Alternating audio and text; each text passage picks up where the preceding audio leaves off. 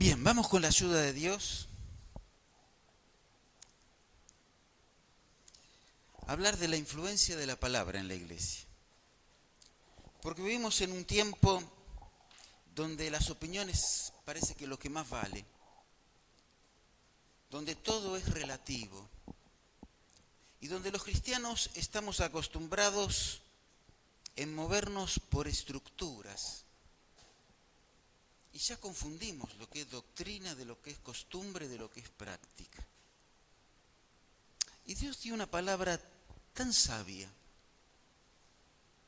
y un libro que en algunas cosas es tan terminante y en otro tan amplio que nos permite ir transitando los diferentes tiempos de la vida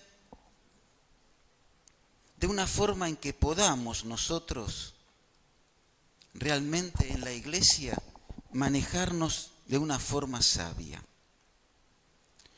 Por eso quería invitarlos a que veamos 4 cositas.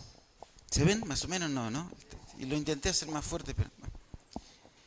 Acerca de la palabra de Dios. La Biblia dice, lámpara es a mis pies tu palabra y lumbrera mi camino, ¿no es cierto? La palabra de Dios es una lámpara y una lumbrera para todo momento y para todo tiempo. Por eso quería invitarlos a ver 4 cositas nada más. La preeminencia de la palabra siempre está sobre nuestra opinión. Siempre está su presencia en la iglesia. Y estaba en la iglesia primitiva. Y aún el pueblo de Israel antes, cuando la distorsionaba, estaba y el Señor simplemente se la marcaba. Y la necesidad de perseverar y de mirarla con sabiduría. Necesitamos que así sea. Miren, ¿cuál es la preeminencia de la palabra? ¿Cuál es la importancia de la palabra? ¿Cuál es el lugar de la palabra de Dios en la iglesia? Dice en Hechos capítulo 17, versículo 11. Yo voy a mencionar bastantes textos. Si quiere, no lo busquen. El libro de los Hechos, el capítulo 17, el versículo 11. Dice algo interesante.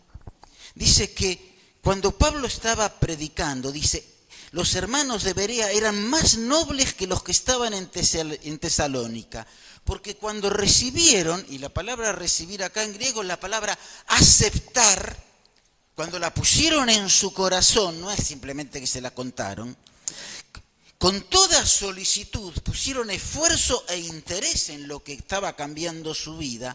Cuando hicieron esto, empezaron a escudriñar si aquel que les predicó seguía hablando conforme a la Escritura. ¿Qué cosa, eh? Y era Pablo. Y era un apóstol. ¿Por qué? Porque la palabra de Dios tiene autoridad. Y lo primero que se dieron cuenta, hermanos, los nobles en la fe, recién convertidos, y muchos no venían de entorno cristiano ahí en Tesalónica, era por allá por Europa casi, ¿no es cierto? En el sur de Europa ya no venían de cultura tanto cristiana, por más que había judíos, digamos, cultura judía. Sin embargo, se dieron cuenta que si él les predicaba de este libro y del Dios de la palabra, a ver, ¿cuál era? Y estos que no eran todos judíos, ¿de qué libro estaban mirando? Porque todavía Pablo no tenía la carta tesalónica. Todavía no se había escrito el libro de los Hechos. Porque esto pidió casi, más o menos en el mismo tiempo que se estaba escribiendo algunas cosas, pero todavía todo el libro de los Hechos no se había escrito, porque se escribió después. Y esto en el año 40 y pico. Era el Antiguo Testamento. ¿Cómo? Aquellos que no eran judíos y nunca lo habían manejado, con otros judíos les mostraban y se fijaban lo del Antiguo, estaban buscando, en primer lugar, las cosas que estaban ahí del Antiguo Testamento. ¿Por qué? Porque la palabra de Dios contiene las respuestas para vivir en todo momento. Hablamos el martes, ¿recuerdan de qué? De la tentación, ¿no? ¿Y cuál era el camino que Jesús había escogido y utilizado para defenderse de Satanás? Llamar a Miguel y los ángeles, che muchachos, vengan a ayudarnos. utilizar su poder y deidad para decirle, cállate la boca, y con su poder cerrarla. Utilizó la palabra de Dios para enseñarte a vos y a mí que podemos en todo momento, en toda circunstancia, ante toda inseguridad, incertidumbre, acercarnos a la palabra de Dios, porque ella dice con claridad, escrito está. Y es la norma de fe, ¿para qué?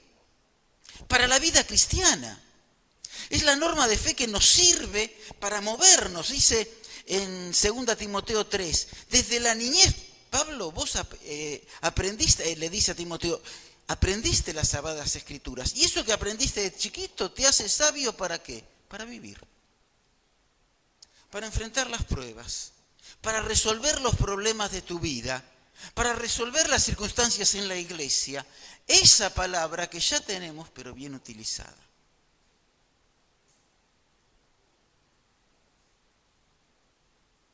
Porque nosotros los hermanos tenemos la particularidad de utilizar la palabra en una forma hermenéutica para un tema, con otra hermenéutica para otro tema y con otra hermenéutica para otro tema. La Biblia no se lee toda igual. El Antiguo Testamento se lee de una forma, el libro poético se lee de otra forma y se utiliza y aplica de otra forma, y la carta doctrinal, ¿no es cierto?, del Nuevo Testamento la interpretamos de otra forma. Todas son literales, pero todo de acuerdo al contexto. Lo poético tiene un contexto, lo histórico tiene un contexto y la enseñanza para la iglesia tiene otra literalidad.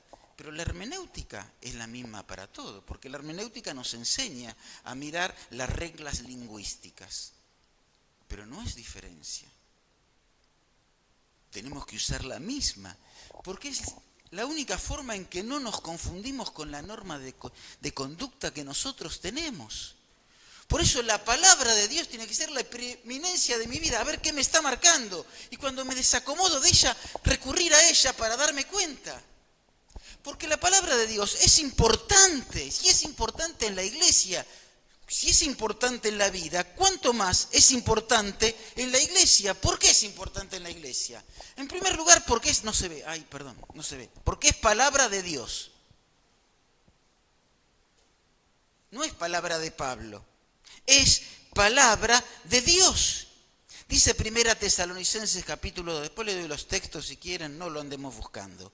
Por lo cual también nosotros, sin cesar, damos gracias a Dios de que cuando recibisteis la palabra, la oísteis de nosotros, pero la recibisteis no como palabra de hombres. Se la dijo Pablo, pero no como palabra de hombres. Según es en verdad palabra de Dios. Por eso se fijaban en la Biblia. Ahora, esa palabra es poderosa para actuar en los creyentes y es poderosa para actuar en la iglesia. ¿Por qué? Porque es perpetua, porque es inerrante. Inerrante no quiere decir que puede tener un dato mal. En la Biblia hay datos de copiado mal. Hay lugares donde dice 30.000 algunos, ¿no? Que es menos del 5% de toda la Biblia. Todo libro histórico que hay hoy tiene más del 40% de errores. Libros de la época del tiempo de Cristo, los de Homero, los escritos, tienen, y no se pueden recopilar todo. La Biblia, desde el primer momento que se empezó a escribir hasta hoy, encontramos menos de un 5%. No existe ni por asomo otro libro en el mundo que pueda tener una exactitud tal. Pero aún tiene algún, porque en hebreo, ¿qué pasaba en la antigüedad? No había vocales. Entonces, según las vocales, el número era 3.000, o según las vocales, el número era 30.000. Porque tenía las mismas consonantes, y así hay 2 o 3 errores. Entonces miente la Biblia, porque tiene errores. No, la Biblia dice que es inerrante. ¿Por qué? Porque siempre dice la verdad. La Biblia no dice ninguna mentira. No dice que puede tener una comita mal, porque los hombres la pueden copiar mal. No se olviden que el original bíblico no existe. ¿Dónde está el original bíblico? Porque a algunos les gusta hablar desde los púlpitos y desde los sermones, diciendo el original dice, el original lo escribió Pablo. ¿Alguno tiene el original de Pablo? ¿Alguno tiene el original de Moisés? ¿Alguno tiene la tabla de la ley que Dios le dio a Moisés? ¿Alguno tiene la tabla guardadita por ahí? Entonces no hay originales. Pero Dios dice que hay copas fieles. Y que el libro que tenés en tu mano, versión cual tenga, y vos usés, dice la verdad, es inerrante, no dice ninguna mentira. Dice que Jesús es el Hijo de Dios. Dice que Jesús murió y resucitó. Y cada declaración de la Biblia dice la verdad. Es mucho más que contener la verdad, como dice el movimiento evangélico modernista del año 1800. La Biblia dice y cada palabra es verdad, que es otra cosa. Porque lo garantiza Dios. Es palabra de Dios. Pero en segundo lugar, no se ve porque está en negro, es inspirada por Dios. ¿Qué dice 2 Timoteo 3:16? Toda la Escritura, toda y cada una de las palabras de la Escritura es inspirada por Dios, el escrito original que cada uno escribió. Porque después al traducir, aún la traducción literal tiene opinión del escritor, porque el escritor, por más que está traduciendo una palabra, si alguno conoce de traducción, uno traduce de una forma y uno traduce de otra en un idioma. Yo a veces, mi hijo sabe muy bien inglés, escucho una frase larga, yo no sé nada de inglés, estudié años, mi mamá me mandaba de chico y nunca aprendí inglés, porque no me da esta cabeza para el inglés a mí, no está conmigo. En el cielo espero que no hablemos inglés, espero que no sea mi sorpresa.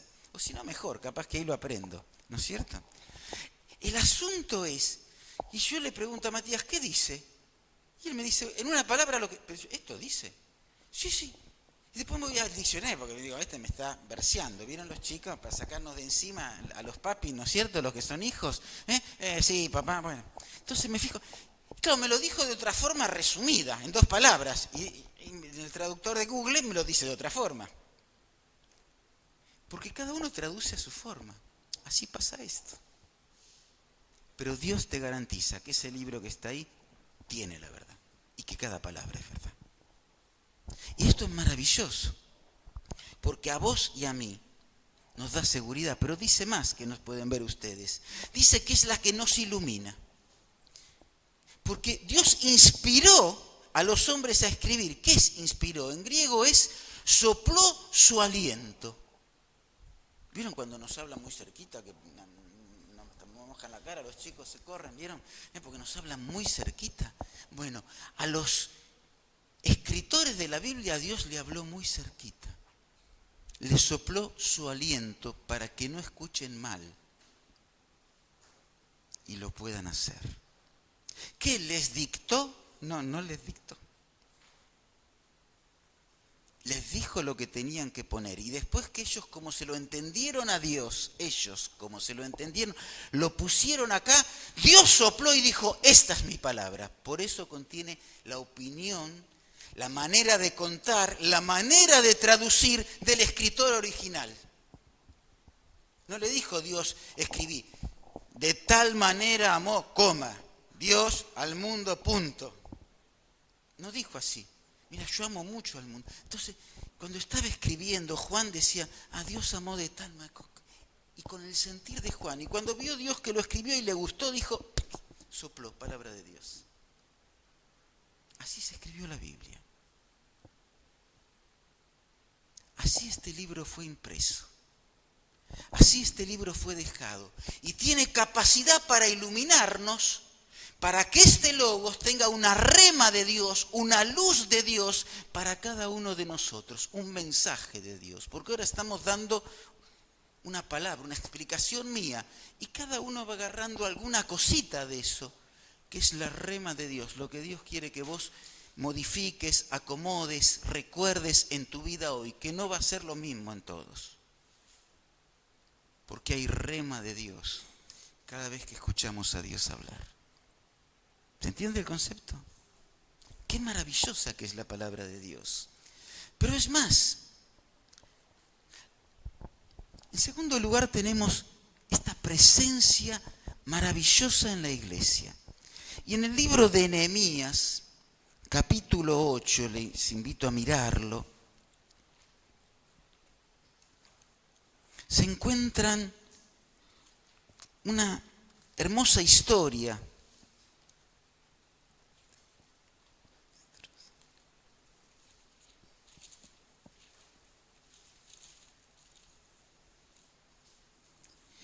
Y en el versículo 1 dice, y se juntó todo el pueblo como un solo hombre en la plaza que está delante de la puerta de las aguas. Watergate, ¿vieron?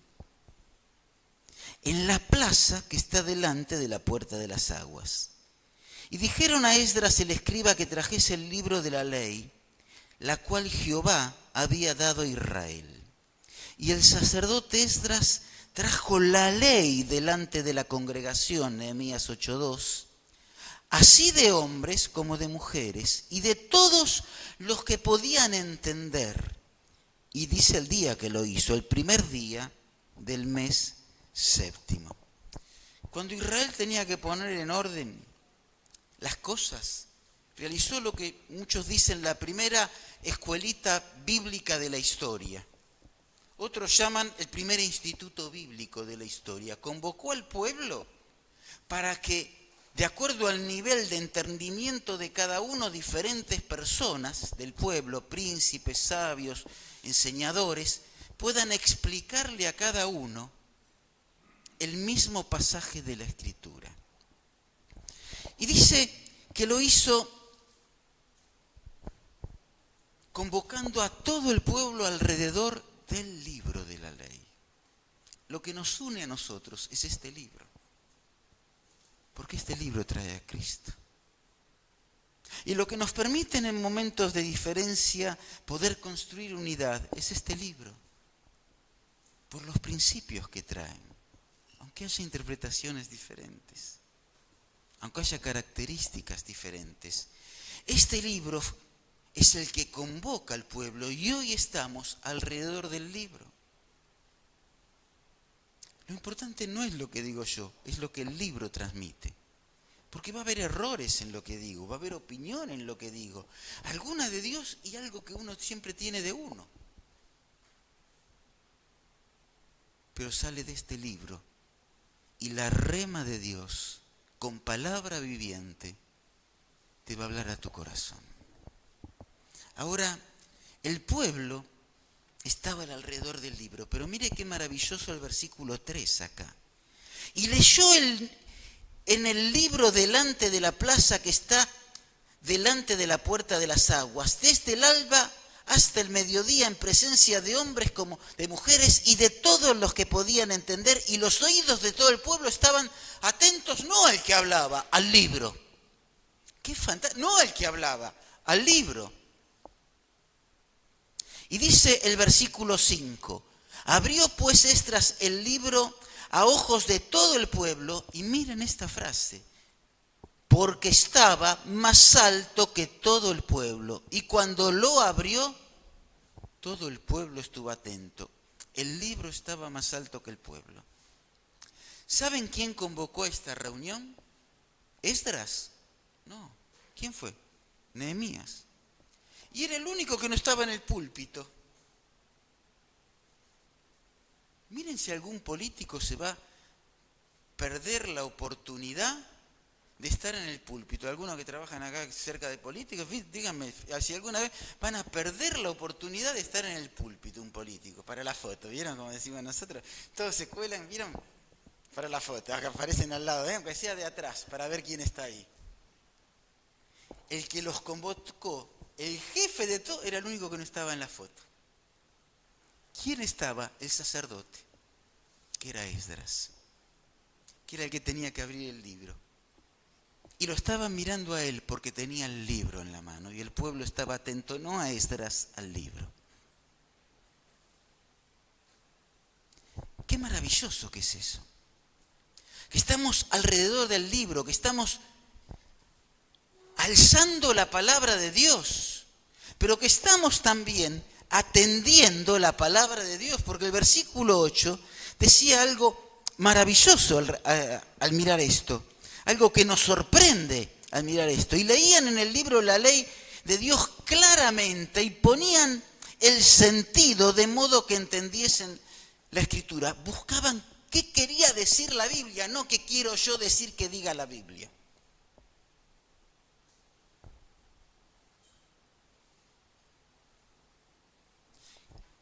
Yo comenté justo el sábado en la radio algo, mencionaron a una persona que a mí influyó mucho en mi vida. Poquito tiempo estuve con él, pero influyó mucho. Era don Saúl Rosenhaus. No sé si acá lo llegaron a conocer alguno. Bueno, tenía sus cositas, ¿no? Pero hay algo que a mí me cautivó cuando tenía 12 años, que me dejó cuestionarle la Biblia. Yo venía de un entorno donde lo dice la Biblia, y yo veía otra cosa. Me decían que la Biblia decía eso, y yo veía otra cosa. ¿Pero cómo? Entonces cuando preguntaba más me decían, las cosas ocultas, ¿no? Están los secretos de Dios. Ese texto lo sabía de memoria en su tiempo. Y cuando vino Rosenhaus a la iglesia, le dije, esto que dice me parece que no es así. Yo como pibe, como gente que le gustaba leer, yo era el pibe y me gustaba. A ver, mira, yo creo que es así por esto. Algunos piensan así por esto. Y me dejó cuestionarle. Cuando me dejó una vez cuestionarle, perdió conmigo. Cada vez que hablaba algo, o que había, porque lo tenía de maestro de entrada, cada vez que lo tenía le cuestionaba. Y en lugar de enojarse, me embalaba más, me hacía estudiar. Y me cautivó. Y aprendí y me di cuenta que no había una sola opinión. Y en algunos temas que tenían que ver con la salvación, y les cuestioné en ese momento, decía, mira, yo creo así. Pero esto lo creen muchos hermanos. Vos orá al Señor, y yo era un pibe. En ese momento tendría ya, después que empezaba a cuestionar cosas más serias, 13, 14 años, 15. Me hizo crecer más que nunca.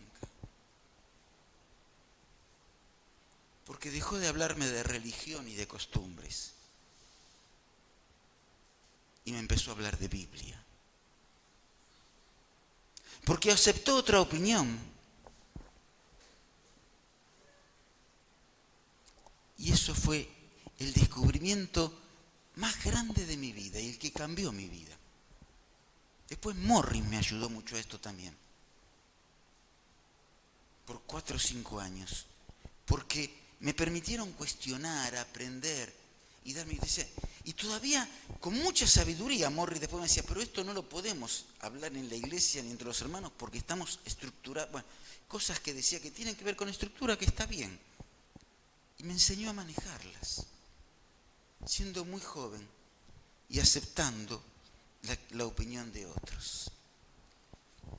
Dice, en cuarto lugar, dice el versículo 12 y 14. Y todo el pueblo, después que la leyó, después que aprendió y se la explicaron y que la entendieron, se fue a comer y a beber, como nosotros, ¿vieron? A comer y a beber, como vamos a hacer dentro de un ratito. Y a obsequiar porciones. Fue tan fuerte esto que dijo, yo te voy a dar, de lo que traje te voy a dar a vos lo mío. Díganle a un gordito que le dé algo del plato de comida hoy, van a ver qué pasa. No se atrevan porque un cuchillo volará por ahí. A obsequiar hasta los gorditos, no dice acá, pero obsequiarían comida. Y a obsequiar porciones y a gozar de grande alegría porque habían entendido la palabra. Mira qué bárbaro, la palabra que la entendés te hace dar. Y te hace alegrarte con el otro que no es igual y que piensa diferente. Y dice el 14, y hallaron escrito en la ley que Jehová había mandado de manos de Moisés que habitasen los hijos de... Descubrieron cosas que nunca habían visto, la fiesta de los tabernáculos, que nunca la habían practicado todavía ellos ahí. ¿Vieron cuando vivían una semana metido en una carpita de juncos que hacían ellos? Descubrieron que les enseñaba y la empezaron a practicar. O sea, lo que aprendieron de la palabra, quisieron hacerlo. Quisieron hacerlo. Es importante la presencia de la palabra.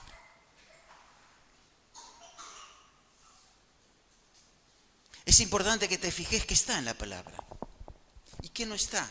¿Cuál es el gris de la palabra? ¿Cómo interpretar el gris y cómo aplicarlo? ¿Cómo sostenernos en la doctrina y cómo aprender a convivir con costumbres y aún con tradiciones de los hermanos?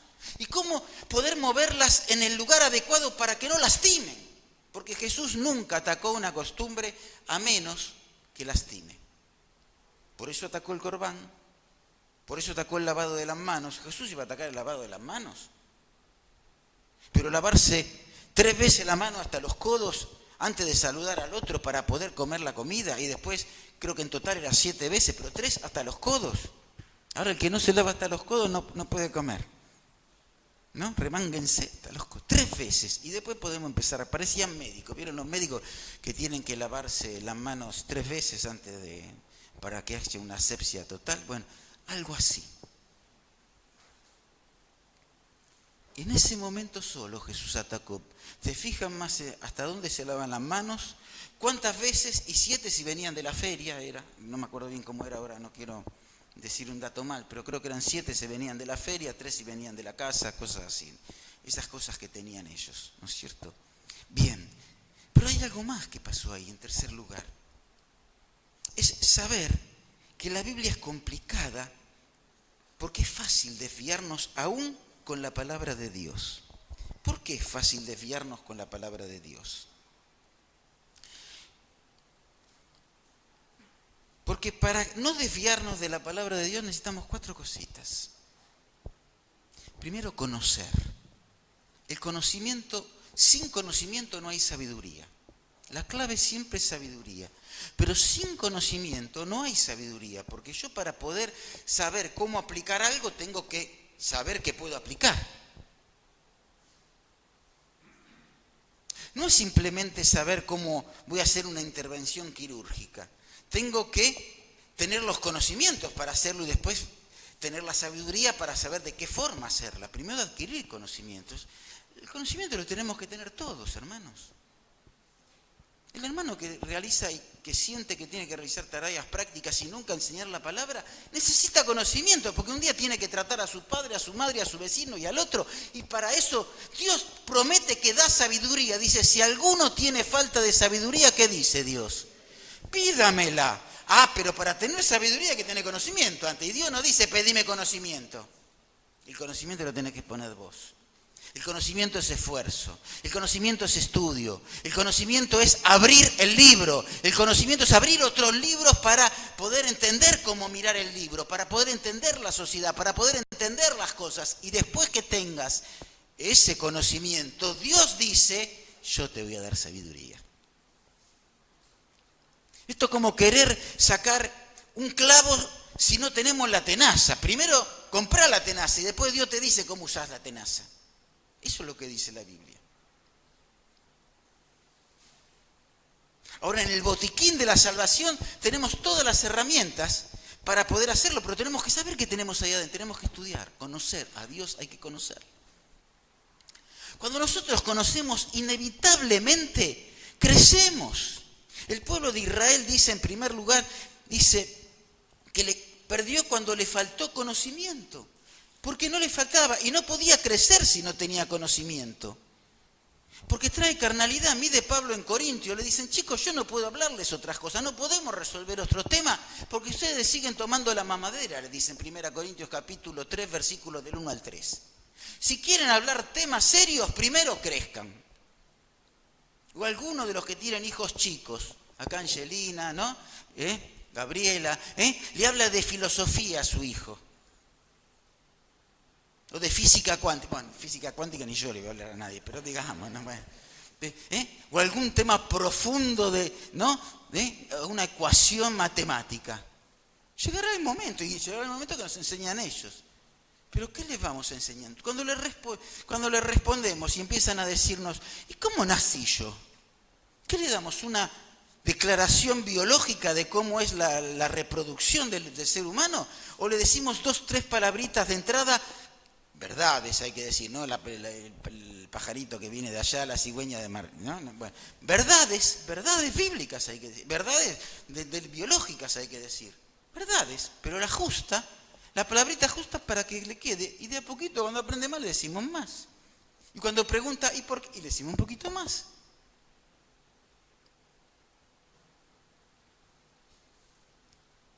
Dios no puede decirnos otras cosas, porque como Pablo a los Corintios, a veces no crecemos. Y hay muchos que tenemos canas y seguimos siendo bebés espiritual. Pablo dice, no les puedo hablar como espirituales, porque todas siguen ustedes como carnales, cuando tendría que simplemente hablarles de las cosas básicas a los tiernitos, a los que recién se convierten. No puede ser que un cristiano de muchos años siga recibiendo la mamadera, los devocionalcitos, viviendo. Son buenos. Todavía hablamos el otro día de eso, con Ariel alimentan, pero no podemos vivir a devocionales, chicos, hermanos, no podemos vivir a devocionales. Ay, hoy abrí la Biblia y Dios me dijo esto. No podemos tentar a Dios. A ver qué me dice Dios hoy. Eso es tentar a Dios. Si yo no tengo una lectura sistemática de la Biblia, Dios puede hablarme un día sí, pero no puede ser el método sistemático. La lectura sistemática de la Biblia lleva a que Dios en esa lectura me hable con algo que yo leí en algún momento. Pero no puedo jugar a la ruleta con la Biblia. Un día Dios lo puede hacer, pero es un día, no jugues con Dios. Si no, cuando te diga como a Judas, andá y ahorcate, ¿no? O ve y haz tú lo mismo, y leas que ahí está Judas, ¿no? Vamos todos, ¿usted? No quedó nadie el domingo acá. No podemos jugar tentando a Dios. Cuando uno tiene conocimiento y cuando uno crece, entiende. ¿Qué es entender? Podemos entender para resolver los problemas personales y los problemas generales y los problemas eclesiásticos. Si nosotros no tuviéramos entendimiento, uno de los hermanos en la encuesta puso que quiere hablar del Espíritu Santo. Lo hemos hecho hace un tiempo, lo volveremos a hablar. Porque los temas que se quieren hablar, y vamos a intentar hablarlos siempre. Pero eso es aparte del estudio sistemático, que nosotros tenemos que ir estudiando cosas de la Biblia sistemáticamente, para que en varios años abarquemos lo más posible de la Biblia. Si nosotros no tenemos así, y no estudiamos acerca del Espíritu Santo, corremos el riesgo del carismatismo y del carismatismo equivocado, porque hay cosas que tienen bien. Si nosotros no estudiamos acerca de los ángeles, tenemos el problema de los colosenses que empezaban a adorar a los ángeles. Y hoy hay muchos santos por ahí. Si nosotros no entendemos el problema, el camino de la santificación, terminamos en legalismo. Siempre se dice así, y la camisa es así, y la ropa es así, y las cosas es así, y lo otro es asá. Todo Gálatas fue escrito por esto, porque la tradición era muy fuerte. Y había cosas de la tradición que no eran malas. Y en Hechos 15 dicen, cuidado, como vos creciste en esta tradición, le dice a los gentiles, respetemos y vamos a hacer pautas para que entre gentiles y cristianos nuevos, o gente que judíos de la antigüedad convertidos, puedan convivir juntos. Porque tenían razón en lo que decían los judíos, no, pero habían nacido en eso y estaban acostumbrados a comer de una forma. Si no hacemos esto, terminamos no entendiendo lo que es la salvación por gracia y terminamos en la salvación por obras. O terminamos en una salvación sin obras, que es tan mala como la salvación por obras. Porque es el producto de la salvación el hacer. Entonces trae peligro. Y nosotros necesitamos entendimiento y para eso tenemos que crecer y para eso tenemos que conocer y para todo eso necesitamos obedecer. Porque el pueblo de Israel, dice Oseas, fue destruido por no obedecer. Y no obedeció porque no conoció. Porque el conocimiento real de Dios, experiencial, siempre es experiencial el conocimiento de Dios, no simplemente intelectual. Produce cambios y produce respuestas y produce actitudes. Por eso toda iglesia tiene que perseverar en la palabra. Y vamos a poner las 3 cosas que tenemos que nosotros hacer. En primer lugar, persistir. Pablo le dice a Timoteo, lo que has aprendido persiste. Hay cosas buenas. Persiste. No hay que tenerle miedo a persistir. Él le dice a Timoteo, esforzate en lo que has aprendido. Esforzate. Pero también le dice en 2 Timoteo, usa bien la palabra de verdad. Ojo, ¿eh? Y la palabra usar bien es trazar al medio. Trazarla no como te conviene, sino trazarla como entendés que la Biblia lo dice para ese entorno y yo lo puedo aplicar ahora. Trazarla correctamente. Que no era como la trazaron los otros, que no es como la van a trazar mañana, que es correctamente. ¿Qué quiere decir? ¿Qué quiso decir en su lugar? ¿Y cómo lo aplicás ahora? En este contexto y en esta realidad, en este país, en esta iglesia, para poder sanamente vivir de acuerdo a esa palabra. Por supuesto que no son principios fundamentales los que cambian de una iglesia a otra. Por supuesto. Y dice, más le dice a Timoteo, procura con diligencia, son textos que conocemos de memoria, ¿no? Presentarte a Dios que dice, aprobado. Como obrero, ¿qué es aprobado? ¿Qué quería decir presentarse a Dios aprobado en lo que hacía? Que hayas sido sincero en lo que actuaste. No que no tengas errores. Tenía un montón de errores Timoteo. Además, algunos lugares Pablo no lo mandaba y mandaba a Tito porque tiene un carácter más fuerte. Timoteo, por la forma en que lo alienta, era más débil, era más endeble, más emocional. Tito tenía un carácter más rústico, por eso lo manda a Creta a ver a los cretenses, que son los cretinos, de ahí viene la palabra cretino, de Creta, de los cretenses. Y dice, anda a poner en orden a los cretinos. Y no mandó a Timoteo, porque era más blandito, lo mandó a Tito, te la tenía clara cómo poner en orden. Y corregí, y son imperativos, corregí lo deficiente, porque esto no lo pueden hacer solos. Y a Timoteo los envía a otro lado, para que haga otra tarea, porque conocía el temperamento de él. Pablo tenía el discernimiento de saber a Marcos, a Timoteo, ¿no? A los diferentes hermanos que estuvieron al lado de él, para qué lugar eran útiles y de mayor bendición. Y los enviaba a esos lugares, de acuerdo a su temperamento, a sus características, a la forma en que tenía cada uno. Ahora, en esta palabra hay que permanecer. ¿Qué es permanecer? Dice Dios, si permaneces en mis palabras y mis palabras permanecen en vosotros, pedid todo lo que quieras y os será hecho. ¿Qué es permanecer? Permanecer es quedarnos cerquita. ¿Dónde está el texto? Juan 15:7. Juan 15:7. Permanecer es quedarnos cerquita, no alejarnos.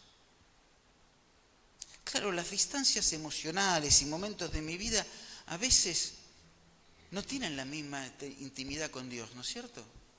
No vivimos diferentes momentos de intimidad. El riesgo no es estar un poquito más lejos o un poquito más cerca. El riesgo es estar lejos.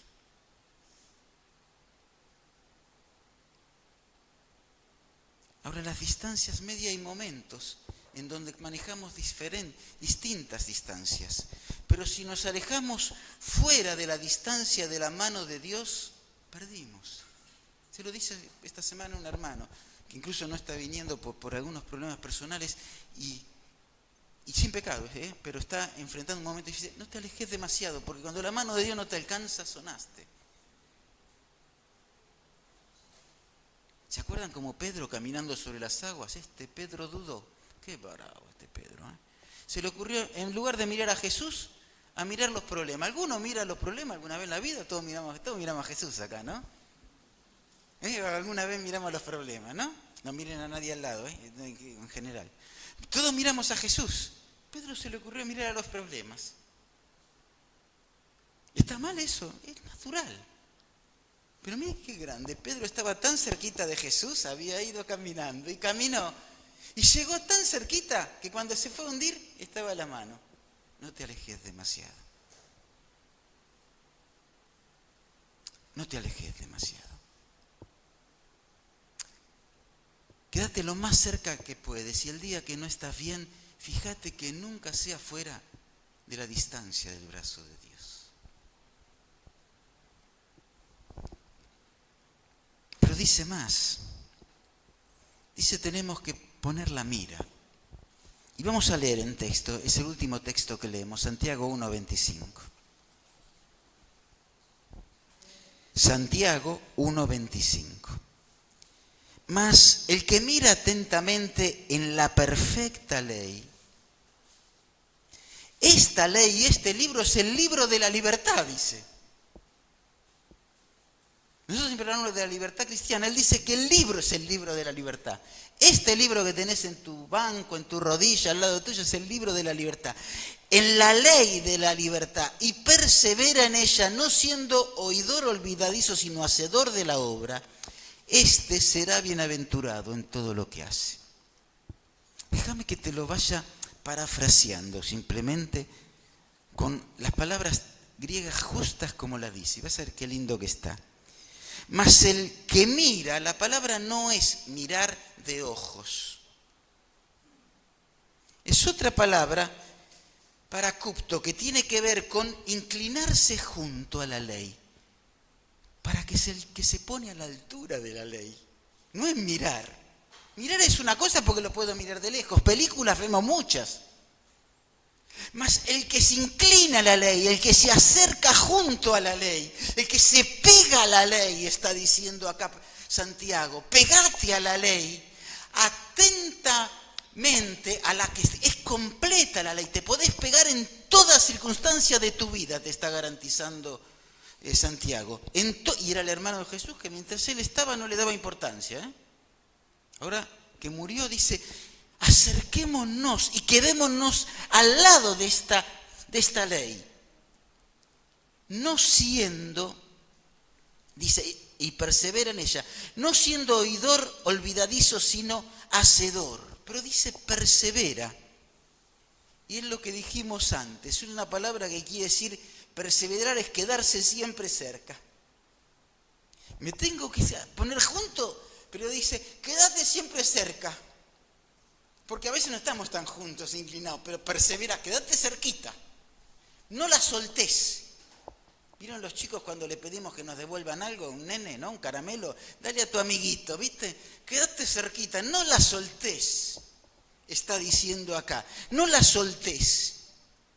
No siendo un oidor olvidadizo, sino hacedor. Y acá es la palabra poietes, dice el poeta.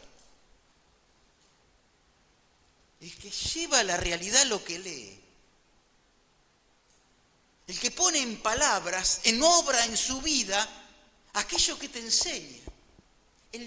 Dios te está diciendo acá que vos seas el poeta de la ley de Dios, que tu vida escriba la ley de Dios con los actos.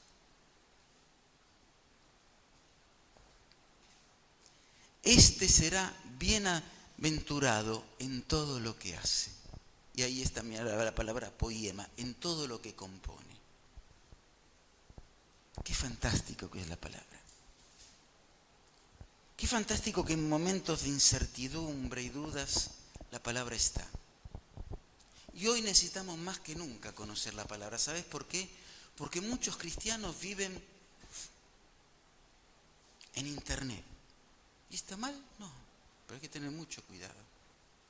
El otro día me dicen, mira qué hermoso mensaje de este hermano. Empecé a escucharlo, qué lindo. Y dijo 3 barbaridades bíblicas antidoctrinales en un montón de cosas bíblicas lindas. Ahora, cuando un hermano tiernito lo lee, y a mí no me lo dijo un hermano tiernito, y no se dio cuenta de esa, si no, no me lo hubiera dicho a mí, porque le dije, vos nos recomendés esto, le dije. Tenemos que tener discernimiento. Hoy que hay miles de escritos y panfletos, tenemos que saber leer entre los que se llaman mensajeros de Dios y tienen mensaje de Dios. ¿Cómo? ¿Preguntándole a Daniel? No, preguntándole a Dios. Mirando la palabra de Dios. Porque vos te equivocás, yo me equivoco más que vos. ¿Y podés interpretar mal? Claro que sí. Es más, hoy interpretamos cosas diferentes a tiempo hasta atrás, porque hay otras circunstancias. Pero podemos seguir interpretándola más porque todos tenemos historias culturales. Pero fíjate acá. Es lo único que no se equivoca. Este libro une. Porque este mismo libro que hoy tenés en tus manos, en el cielo lo vas a tener. ¿Cómo lo interpretaremos en el cielo? Miren, hermanos libres, bautistas, metodistas, vamos a tener el mismo libro. Qué curioso, ya lo vamos a interpretar igual. Acá no podemos.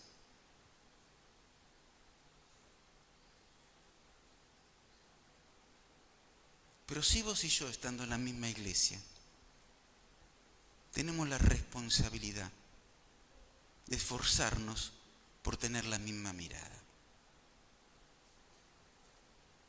por aprender a interpretar, por construir prácticas que nos permitan crecer y nos honren sin lastimarnos, para que el nombre de Dios sea glorificado, para que juntos seamos bendecidos, para que juntos podamos cambiar aquellas cosas que tengamos mal o que no sean convenientes. Hay cosas que no tenemos mal y en otro lado serían buenas y útiles y en otro entorno lastiman. ¿No te ha pasado en tu hogar, con tu esposa, con tus hijos o lo ves con los amigos en el colegio? En un lugar funcionás bien con eso y en otro lugar no. Y para ver cómo funcionamos bien, los caminos de encuentro que solamente pueden salir a partir de la palabra. ¿Oramos? Padre, te bendecimos, porque sos un Dios grandote,